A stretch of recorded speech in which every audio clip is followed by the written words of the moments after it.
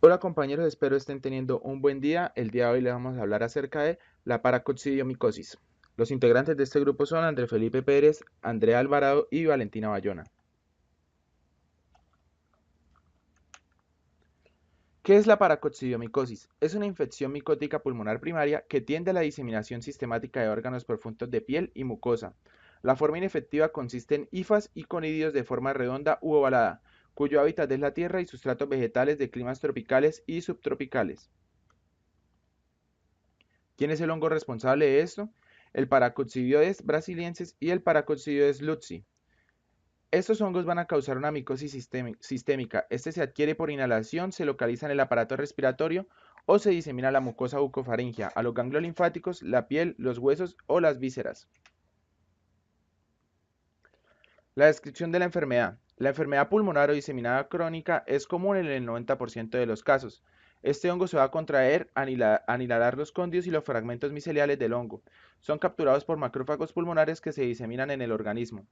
Esta enfermedad va a presentar unos signos y síntomas, pero se debe conocer también que la tuberculosis se da en el 10 y 20% de aquellos con afectación pulmonar. Entre los signos y síntomas de esta enfermedad se observa la pérdida de peso y el agrandamiento de los ganglios linfáticos, las lesiones de la mucosa, debilidad, fiebre, tos y disnea. Otros sitios que se pueden ver afectados son las glándulas suprarrenales, el sistema nervioso central, los ganglios linfáticos cervicales y submandibulares, los huesos, el epidídimo, el hígado y el vaso. La frecuencia y carga global de este hongo. El mayor número de casos ha sido reportado en Brasil, pero en Venezuela, Argentina, Uruguay, Ecuador, Colombia, Perú y Paraguay hay alta incidencia también de este hongo. En Brasil probablemente se presentan de 3.500 casos al año, por lo que es el 10% en todo el mundo. La incidencia está disminuyendo debido a las prácticas agrícolas cambiantes y a una mayor urbanización. Los problemas subyacentes y los pacientes en riesgo que contraen este hongo. Los hombres se ven más afectados con mucha más frecuencia que las mujeres por este hongo. Se debe conocer también que los pacientes con enfermedades inmunosupresivas como el SIDA aumentan el riesgo de una infección más severa. Y hábitos como fumar aumenta el riesgo de enfermedad pulmonar crónica. También se va a observar frecuencia sexual similar en niñas prepúberes y mujeres posmenopáusicas. El estrógeno bloquea el moho a la transición de levadura en el hongo, previniendo así la infección. Las pruebas para diagnosticar este hongo. Se muestra una enfermedad bilateral en el 90% de los casos. Los aspectos nodulares y combinados lobulares fibróticos son típicos de la forma crónica de la paracoccidiomicosis. Los infiltrados pulmonares difusos son más típicos de la forma aguda y se realizan mediante un cultivo a partir del esputo o biopsia. El cultivo fúngico de rutina de todos los especímenes enviados para el cultivo de tuberculosis aumenta el rendimiento en áreas endémicas. Este hongo se puede observar de un aspecto algodonoso con un color blanco o amarillo y va a presentar colonias limitadas. El tratamiento para este hongo es el itraconazol, que es altamente efectivo en pacientes no inmunocomprometidos. La anfotericina beta es preferida en pacientes con infección pulmonar severa o en pacientes inmunocomprometidos con enfermedad diseminada.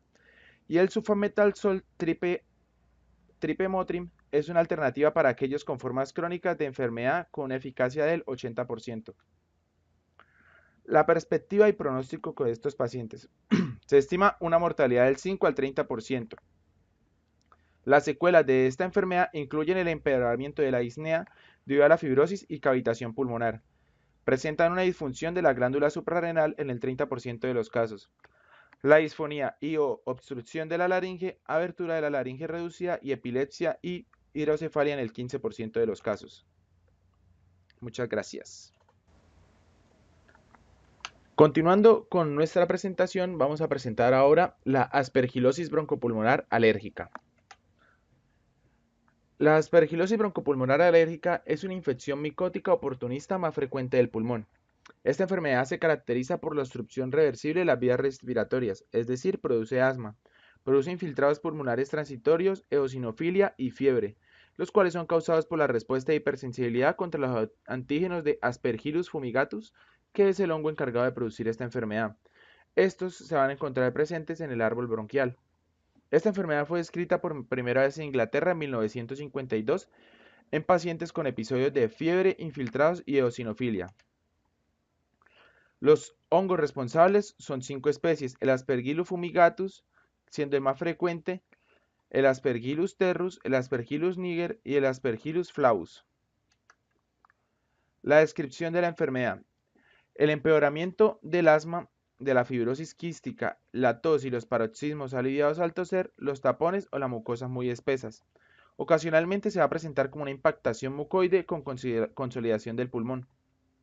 Las infecciones de pecho recurrentes, que son en realidad segmentos pulmonares obstruidos, ocasionalmente ocurren y pueden encontrarse en la detección de inmunoglobulinas E o de manera incidental cuando se producen complicaciones. Los problemas subyacentes y los pacientes que se encuentran en riesgo por este hongo. La asma y la fibrosis quística. Rara vez no hay enfermedades subyacentes.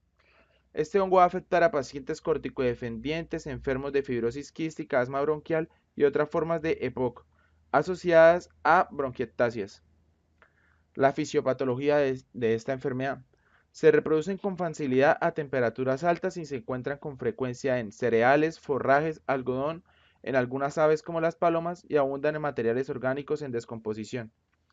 Las esporas se diseminan por el aire, conocidos como conidios, y estas van a ser inhaladas, lo cual explica que su sitio de crecimiento es el aparato respiratorio, en los senos paranasales y en los pulmones, a partir de lo cual ocurre la diseminación a otros órganos, a no ser que estos reciban inoculación directa. El cuadro clínico que va a presentar un paciente con aspergilosis: tienen episodios recurrentes de asma, eosinofilia en sangre y en esputo, infiltrados pulmonares fijos o cambiantes, episodios de tos y disnea, y puede haber fiebre, astenia y pérdida de peso. En este cuadro les demostramos las etapas que va a presentar la aspergilosis para que hagan su respectiva revisión. Los criterios de diagnóstico de esta enfermedad. Como primero, se debe sospechar de aspergilosis cuando el paciente presenta asma. Después se debe sospechar de una reacción cutánea que es al Aspergillus fumigatus. Tiene que verificarse los niveles de inmunoglobulina E sérica, inmunoglobulina E específica al Aspergillus fumigatus. Se va a hacer una precipitación de anticuerpos en suero de Aspergillus, eosinofilia en sangre en 1500 y en 3000, infiltrados en resonancias magnéticas y en bronquiectasias.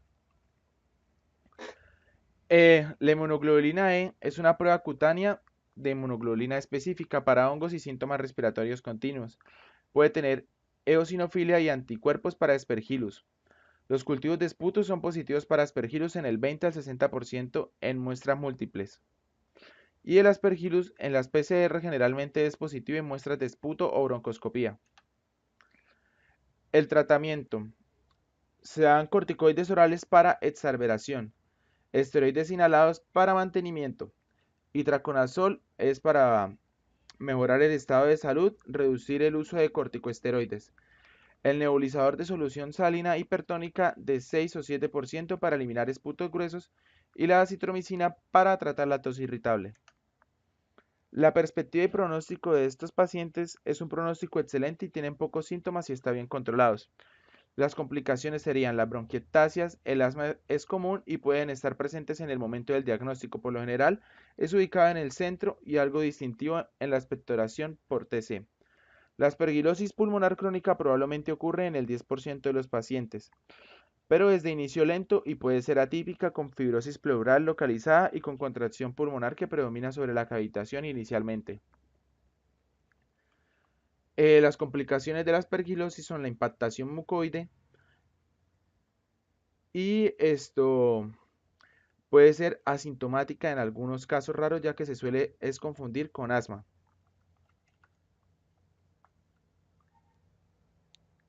Estos son los casos de una paciente que presentó aspergilosis. Aquí se puede ver las complicaciones que presentó a nivel de pulmón. Exactamente lo mismo, 3 años después de que ésta haya evolucionado. Y finalmente la bronquiectasias bilaterales, que es la complicación que causa la aspergilosis.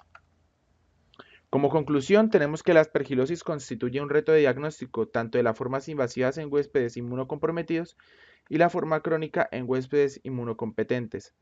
El rápido reconocimiento es indispensable para un tratamiento oportuno y disminuir la importante mortalidad que ésta generan. Muchas gracias. Esta es la bibliografía que ustedes pueden consultar para ampliar sus conocimientos.